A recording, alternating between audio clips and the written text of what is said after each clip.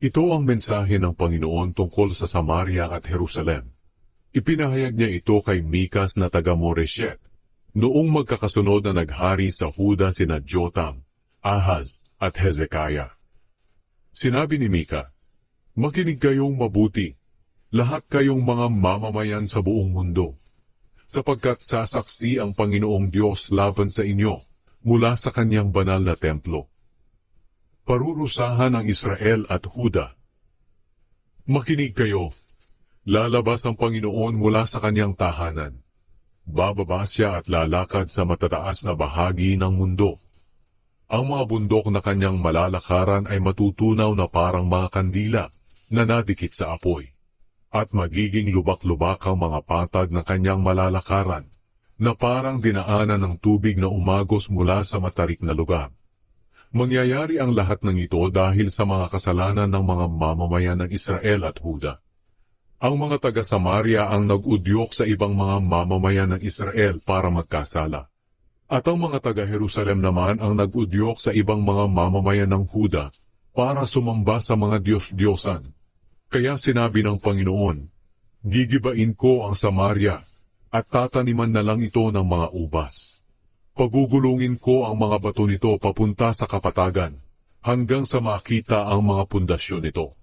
Madudurog ang lahat ng imahe ng Diyos-Diyosa ng Samaria, at masusunog ang lahat ng ibinayad ng mga lalaki sa kanilang pakikipagtalik sa mga babaeng bayaran sa templo.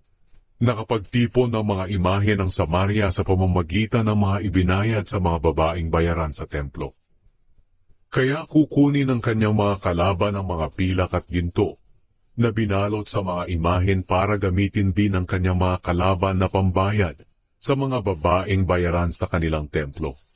Sinabi pa ni Mika, dahil sa pagkawasak ng Samaria, iiyak ako at magdadalamhati. Maglalakad ako ng nakapaa at nakahubad para ipakita ang aking kalungkutan. Iiyak ako ng malakas na parang asong gubat at tulad ng paghuni ng kuwago. Sapagkat ang pagkagiba ng Samaria ay parang sugat na hindi na gagaling. At mangyayari rin ito sa Huda hanggang sa Jerusalem, na siyang kabisera na lungsod ng aking mga kababayan. Mga taga-Huda, huwag ninyong ibalita sa ating mga kalaban na mga taga-Gat ang tungkol sa darating na kapahamakan sa atin. Huwag ninyong ipapakita na umiiyak kayo. Doon ninyo ipakita sa bayan ng Bet-Leafra ang inyong kalungkutan sa pamamagitan ng paggulong sa lupa. Mga mamamayan ng Shafir, bibihagin kayo at dadalhing nakahubad, kaya mapapahiya kayo. Ang mga mamamayan ng Zaanan ay matatakot lumabas sa kanilang bayan para tulungan kayo. Ang mga taga-Bet-Ezel ay hindi rin makakatulong sa inyo, dahil sila rin ay umiiyak sa kapahamakang dumating sa kanila. Ang totoo, ang mga taga-Marot ay matiyagang naghihintay sa pagtigil ng digmaan, pero mabibigo sila dahil niloob ng Panginoon na makarating ang mga kalaban sa pintuan ng Jerusalem. Mga mamamayan ng Lakish, isingkaw ninyo ang mga kabayo sa karwahe at tumakas kayo.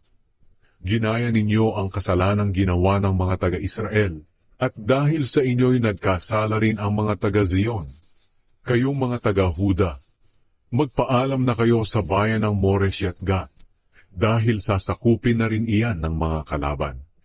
Sasakupin din ang bayan ng Aksib, kaya wala nang maaasahang tulong ang inyong mga hari mula sa bayang iyon.